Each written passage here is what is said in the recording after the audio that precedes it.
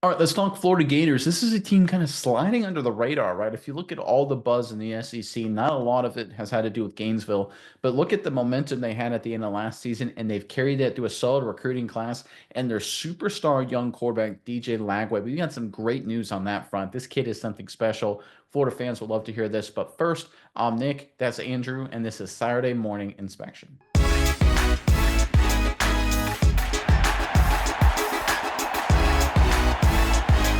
We know this Florida Gators team has a lot of momentum, a lot of talent, and most importantly, they've got a great young quarterback who's doing everything right, saying a lot of great things. And this latest news is just further evidence of the great direction Florida is going to be heading in because of DJ Lagway. Let's pull up this report courtesy of On3 Sports.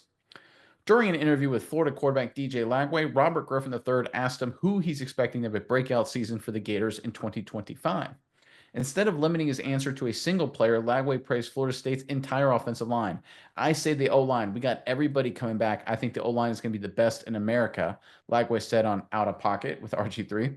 Everybody's coming back. I think we're just missing one, but everyone else is returners. It's going to click right away. I'm excited. It's going to be good. Amid a tumultuous 2024 campaign, Florida's offensive line was rock solid. The unit allowed only 20 sacks last season, the third least in the SEC. It was a complete turnaround for the Gators, who gave up 39 sacks in the 2023 season.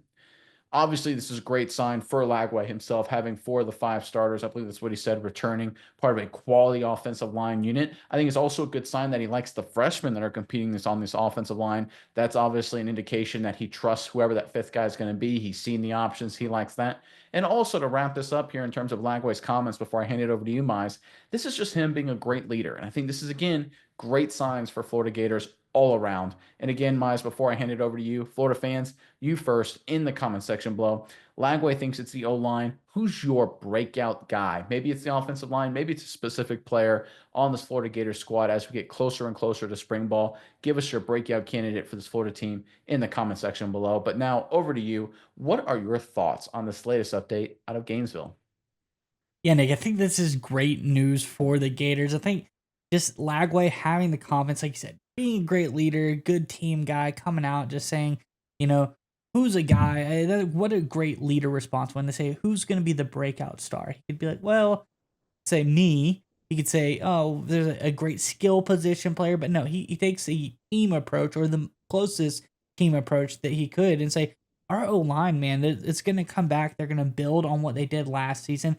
And I love that for Florida. I kind of missed that coming into this offseason that return four out of their five starters. That's going to be huge for them because they were very solid. Third least in the SEC. That's nothing to scoff at in one of the toughest, conferences in all of college football. That's a unit that's going to be very, very solid coming into this season. But on top of that, not only did they return four out of five starters, they only lost three offensive linemen total this offseason. So I think that's a really good start for them as well. All of their depth pieces are coming back, and the three freshmen coming in. I think, like you said, he's sound on those guys as well. This just speaks very well for Florida. I think there's a lot of good to talk here for the Gators. But when he goes on to talk about, is there one guy in particular that's going to be the leader of that offensive line? It's Jake Slaughter at the center position here. He's an All American, great player for the Florida Gators. He led the entire offense as far as PFF grades, pass blocking grades, run blocking grades. Really just a phenomenal player there. And I'm glad Slaughter back leading this offensive line. I think Florida, they've set themselves up here for something really special. This is an offensive line that really came together last season after battling through a tough 23, excuse me. And Lagway comes back, and there's another great point in this article made as well. It's probably even less sacks if Lagway plays the whole season because he didn't. The Graham Mertz was there. Guys are out here, scrambling around for their lives, not quite as athletic as a guy like DJ Lagway. I bet there's a couple less sacks there if he plays the whole season. So I expect this line to get better with the whole season of Lagway. But overall, this seems really, really good for this offensive line. But Nick, I'm going to ask you a question here. Jake Slaughter coming back at the center position. How important is it for the offensive line to have just one strong leader returning as well as just four out of five starters returning?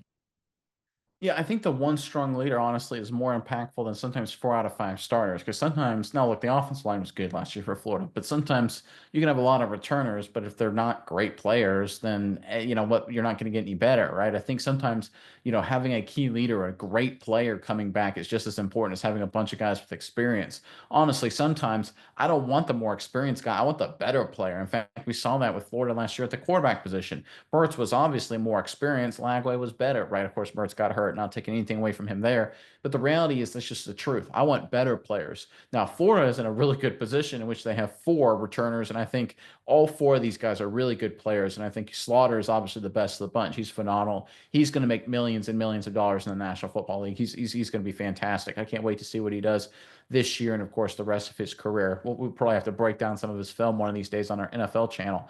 But the reality is, this is a Florida team that's going to go as far as DJ Lagway is going to take them. As good as their offensive line is, and as talented as they are in some positions, and as good as some of these freshmen may or may not look in terms of filling out that fifth and final spot, it all comes down to the quarterback position. And I think Lagway is very quickly becoming the franchise quarterback, the face of the program, the guy running the show that everyone looks for in terms of being that elite guy that Florida has honestly been missing since the great Tim Tebow went to the National Football League so many years ago. There's been a lot of guys that have looked like maybe they can be the guy. They've got had a great season or great physical tools, or maybe they won a few games, or they said the right things at the podium. But the reality is, Florida has not had that complete picture in an incredibly long time. And now I'm not going to say Lagway's at Tebow's level yet, not even remotely close, right? Long, long way to go. But he's doing all the things that would put him in that direction, right? Talking about the offensive line. Look, anytime any guy talks about the O line, great leader, especially quarterback, that's what you want to do.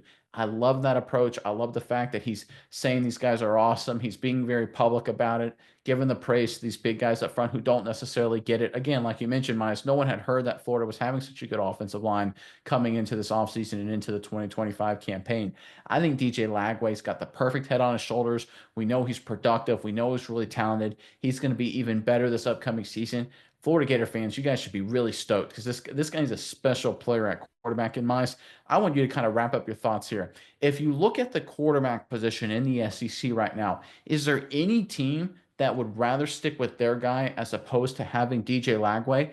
I don't even know if Texas with Arch Manning would want Manning over Lagway based on what we're seeing and what we've seen out of the quarterback in Gainesville.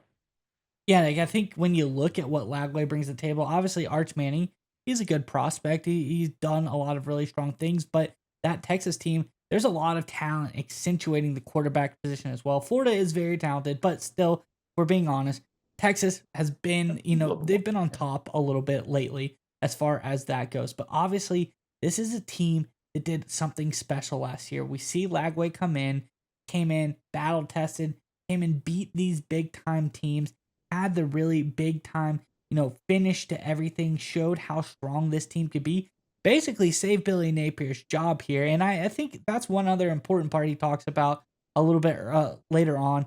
Is just the team really rallied behind the, Billy Napier hot seat talk and really helped it unify them. Lagway came in, they win all the games, really showed something really, really strong there. So I think this is a guy in Lagway. I don't know if there's anyone. I mean, there's other good quarterbacks in this league. We look, South Carolina, Lenore Sellers. He was pretty talented. He did some good stuff, but I don't think he's as complete of a quarterback as a guy like Lagway. I think he has a lot of room to grow as a passer of the football. I think he has a lot to go.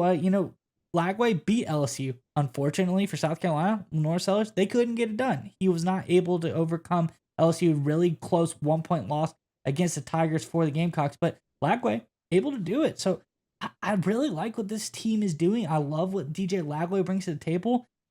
If I'm the head coach of Florida, I don't think there's anyone in the league I trade out my guy for. He seems like a good glue guy. Seems like there's so many things you could do, and I think the only one you think of is Arch Manning. Could that be the guy? But we don't really know. I don't think there's enough known out there if he's going to be that way. And then here's the flip side of things.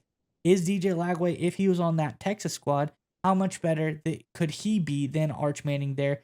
There's no way to know that as well. So I just think overall, DJ Lagway seems like one of the better quarterbacks in all of college football to me right now. I don't think there's really anybody that I'm willing to take over him because that's a risk you do not want to have to make.